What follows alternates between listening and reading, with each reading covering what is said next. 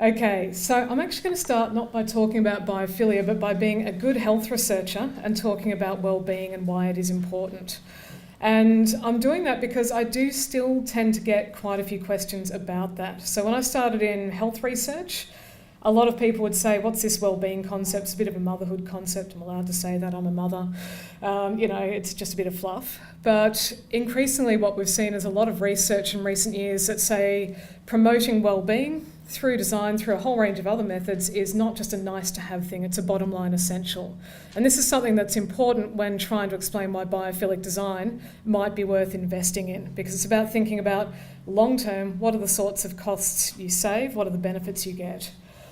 So when we think about well-being, we're talking about a state where everyone can realise their own potential. In a workplace, that means you can be productive and you can do a great job.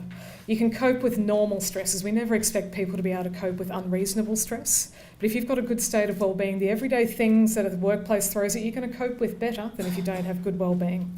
And you can work productively and fruitfully, this is the World Health Organisation's terms, not mine, and make a contribution to your community. They're all pretty important things to promote in the workplace. If you invest in worker wellbeing in your workplace, the percentage of employees who report being actively engaged goes up from being as low as 7% in a lot of workplaces, a frightening amount of them, up to around 55% if you do your job well. And isn't it a bit scary that engaged employees still only end up at 55%? But that's from a few different studies that have actually measured that, how much time you actually engage, and everyone can put their hand up if they think they're really engaged 100% of the time at work. I know I'm not. Do too much surfing of news.com. Sick leave and absenteeism goes down. So there's been a range of studies done on this, but the more you invest in improving wellbeing, the more it tends to go down to a certain point. There's a base level where you can't really force it much lower. And workers' compensation costs actually do go down. There is some reasonably good evidence on this.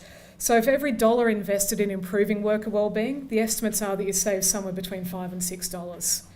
So it's compelling stuff, but it's still pretty hard when you're at the start of a project to say spend some dollars up front now to get this benefit, which is long-term and over a long period. So it's something to bear in mind that some of those can be useful things to look at.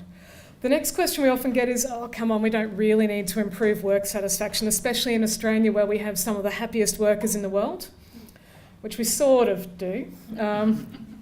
So about 35% of Australian indoor workers are not satisfied with their work, which is not too bad.